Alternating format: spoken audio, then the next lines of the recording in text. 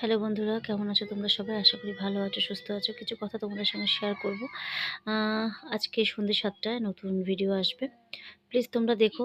তোমাদের সাপোর্ট, তোমাদের সহযোগিতা কিন্তু বন্ধুরা আমার খুব প্রয়োজন। আম যে ভিডিও ছাড়ছি আজকে ৩ দিন পর ভিডিও আমি দেবো। আগে আমি ২ দিন পর দিতাম। তার আগে আমি রেগুলার ভিডিও দিতাম।